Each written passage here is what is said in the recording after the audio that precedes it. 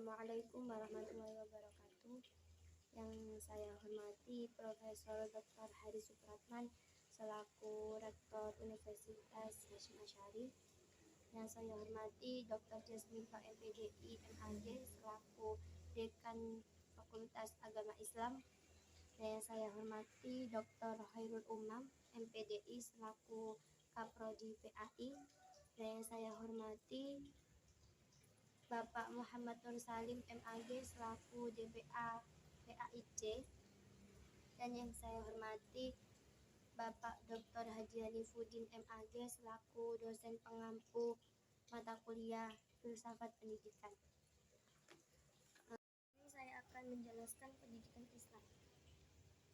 Pendidikan Islam adalah proses mengajarkan nilai-nilai, prinsip pengetahuan berdasarkan ajaran Islam. Dan yang kedua ada filsafat pendidikan Islam, yaitu pemikiran tentang tujuan dan metode pendidikan yang berlandaskan ajaran Al-Quran dan Sunnah.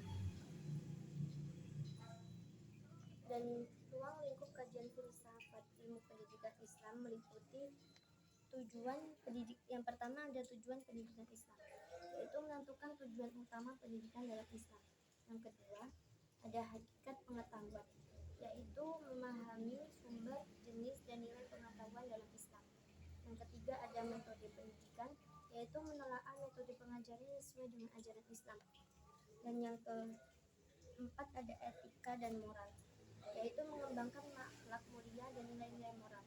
Yang kelima ada peran pendidik dan peserta didik, yaitu tanggung jawab serta hubungan antara guru dan murid. Dan yang keenam ada integrasi ilmu, yaitu menghubungkan ilmu agama dan ilmu pengetahuan umum sesuai pandangan Islam.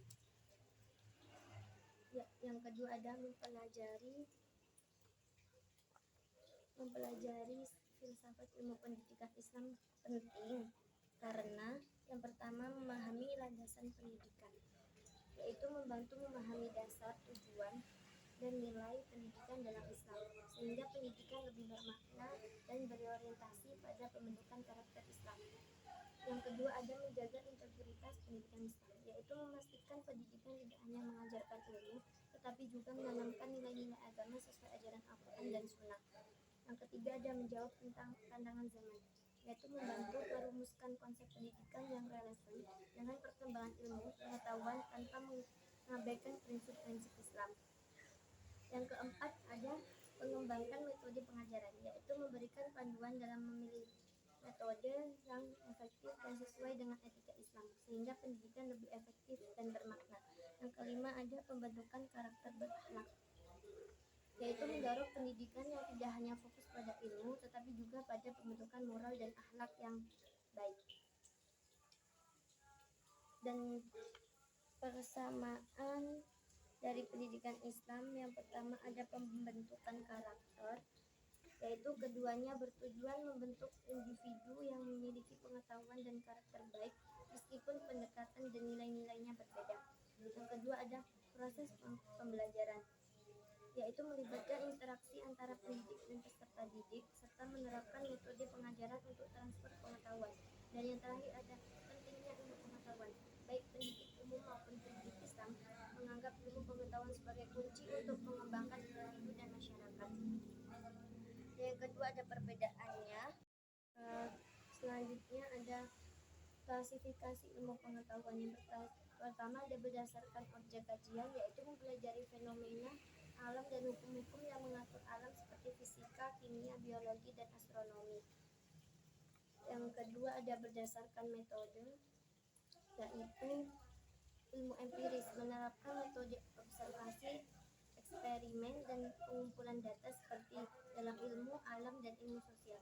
Yang ketiga ada berdasarkan tujuan, yaitu ilmu teoretis, yaitu berfokus pada pengembangan teori dan pemahaman konsep-konsep seperti fisika teoretis dan filsafat.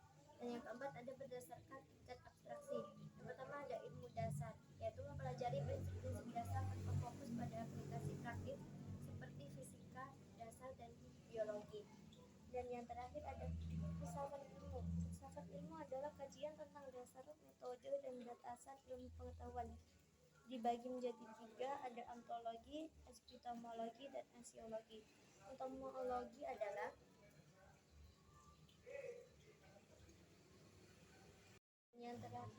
filsafat ilmu. Filsafat ilmu adalah kajian tentang dasar, metode, dan batasan ilmu pengetahuan yang dibagi menjadi 3, ada ontologi, epistemologi, dan aksiologi. Yang pertama, ontologi adalah membahas tentang apa yang ingin kita ketahui, seberapa jauh kita ingin tahu. Dan yang kedua ada epistemologi, yaitu membahas bagaimana kita mendapatkan pengetahuan tentang objek tertentu.